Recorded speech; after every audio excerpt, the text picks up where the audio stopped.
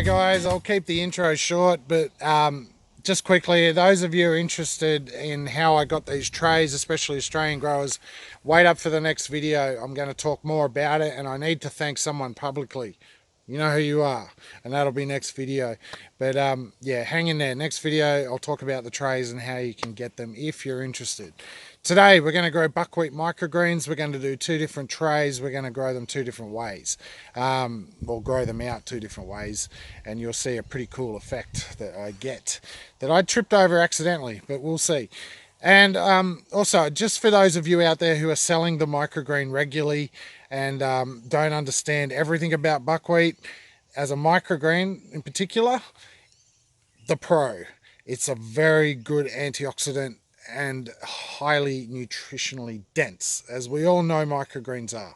But the antioxidant is called rutin, R-U-T-I-N, and it can aid in varicose veins, ease of pain, aids in blood circulation, leg swelling in general. It's very good, guys. But also, just quickly, need you to know, for those of you at home also, that eating excessively can release a toxin called fagopirin. Now, this toxin is can cause hypersensitivity, like redness of the skin, itchy, rash type thing, and it's very uncomfortable and can ruin someone's day, basically. It's not life-threatening, but for that to occur, you need to eat more than 40 grams per day, which is about an ounce or ounce and just under a half. Otherwise, a punnet of 40 grams for us Aussies that understand that one is enough for your daily dose of rutin and to avoid fagopirin. So if that all makes sense, let's get into the video and I'll see you soon.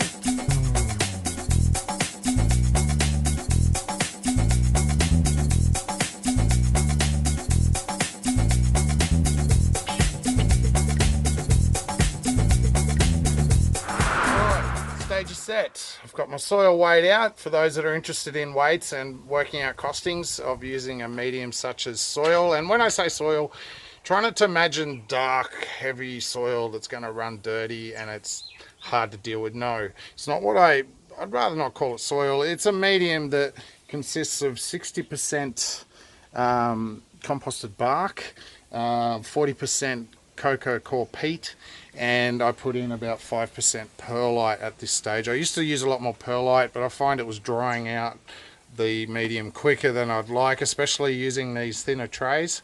And I find it offers enough drainage with just about 5% in there. I order mine bulk and I save a lot of money. I have a video back in the list. You can check that out, how and where I get that from or what I put in it. Anyway, today we're using some nice thin 10-20 trays. We're going to be planting buckwheat microgreens that I purchased from greenharvest.com here in Australia. I don't soak my buckwheat seeds. I don't see the use. I've done both and I found it worked best just planting them dry. They don't seem to swell up so much, and I find they germinate fast for me in winter and in summer. And yeah, it's up to you if you want to soak, but I find it may contribute to some of the mold issues people are getting regularly. Don't know why. We'll look into that. Anyway, if you can see this, we've got 1.2 kilo of medium here. That's going to be suitable for 1 tray. That's going to bring it right up to the lip of the tray. It's going to make it easy for harvest once the microgreens are ready. So I'm going to go ahead, set up this camera, tip it into trays and start planting. See you shortly. Okay, let's do this. We're going to fill up our tray with holes with our 1.2 kilo of soil, and we're just going to level it out, but we're going to use our drip tray to level it out and make it a nice firm, flat planting bed ready for our buckwheat seed. As always, guys, this video is a how I do. It's not literally a how-to. I just want to express that. I do things a little different because of where I live and what works for me. I'm sure you'll adapt your own ways yourself. So, 60 grams of buckwheat seed. Sounds a lot, but it's a medium-sized seed, quite large. But we're just going to spread it over nice and evenly, and we should get a beautiful tray full zero mold, just due to the fact that the seeds, the planting is all done correctly. So I'm just going to activate the seeds with a bit more water. I don't suggest using a watering can if you're planting smaller seeds, maybe use a mister. Now, my saving grace, grade 1 fine vermiculite. I put it thicker around the edges and just top it up in the middle.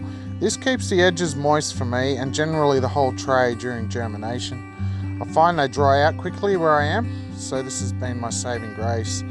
I just mist it down with some water there to activate it, and that's ready to go. Alright, we've done 2 trays. Going to load up my drip tray and we're going to stack them up. Now this is something I do. I use the builder's plastic. I put it over the top tray, tuck it into the one underneath. I find this helps keep the edges moist. Generally it keeps it moister for me in the whole tray and aids in perfect germination, as we'll see a bit later on. 2 more trays for weight and that's all done. Just briefly guys, how I germinate, where I germinate, is on the top rack of my grow room, where I use the fluorescent light still, the tubes, and down that end of the room is all LEDs now, not emitting so much heat, but the heat that these fluorescents emit is transferred around the room via ventilation, but it steadily sits at a nice 24.7 degrees Celsius. May vary on hotter days, but that way if it gets above 26 I flick on my air conditioning to cool everything down. But I utilize that warmth to aid in germination, and in a couple of days you'll be able to see how fast they've come up and what's going on.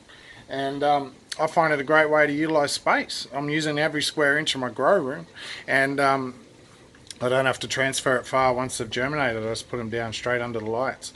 Alright, see you in a couple of days.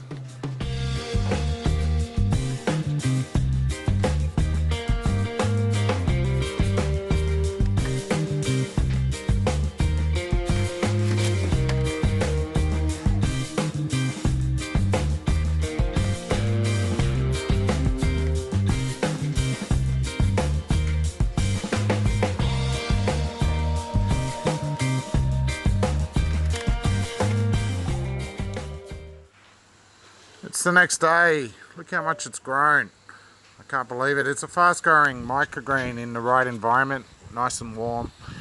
Anyway, cotyledons are starting to open up, holes are starting to come off, and everything's looking good. But we're going to take this tray outside to my pallet shade house here, my medium sized one.